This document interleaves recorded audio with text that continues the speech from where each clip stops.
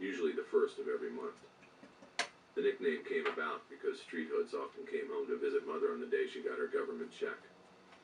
Street slang aside, Bosch knew that businesses like Easy Bank would fill their safes and cash drawers to be ready to handle the regular increase of check cashing that occurred on or near Mother's Day. The Times story did not say how much money was taken in the robbery, but Bosch knew that for the Major Crimes Unit to have taken on the case, it would have to have been 6 figures. He knew of Gus Braley back in the 90s, but had never worked with him. Major Crimes didn't even exist anymore as it did then, and he was pretty sure Braley had retired before the turn of the century. Bosch muted the music, then pulled his phone out and scrolled through his contact list. There was only one guy he knew who was in Major Crimes back then, the recently retired Rick Jackson. He had Jackson's cell number and hoped he hadn't changed it. Many cops do when they pull the pin. He called the number and Jackson answered after 2 rings. "This is Rick. This is Harry Bosch. You still remember me?" Jackson laughed. "What's up, my brother?" he asked. Now Bosch laughed. "How long ago did you retire? The 90s? If I said something like that in front of my partner, she'd think I just came out of a time machine." "Gotta love the 90s, Harry. What are you doing?" "What am I doing? I'm working on a Saturday night, and I'm sitting here wondering if you knew Gus Braley back in the day." "Sure did. Old Gus? He was a son of a bitch. Tough guy.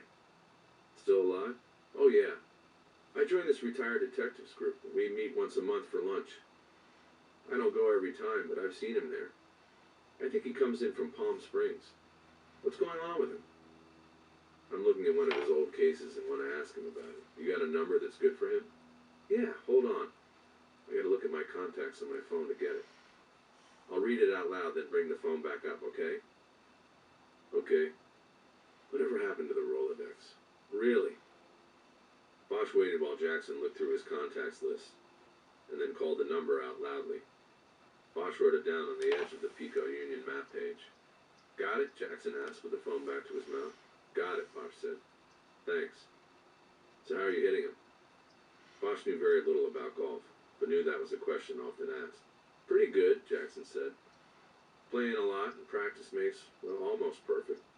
I'm down to single digits." Bosch had no idea what that meant, so he didn't know what to say. "You miss us?" he asked, going in a new direction. "You miss the work?" "Not yet, and I don't think I will. How long you got left, Harry?" "I don't know. A little over a year, I think. I try not to think about it." "You ought to take up golf, man. I'll take you out someday." "Yeah, golf. I'll let you know." Bosch couldn't picture it, especially the shorts he'd seen golfers wearing. He didn't own any shorts, but it was a good way to end the conversation. He thanked Jackson, and both men promised to stay in touch. After disconnecting, Bosch immediately called the number Jackson had given him. Braley didn't answer, and the call went to a message.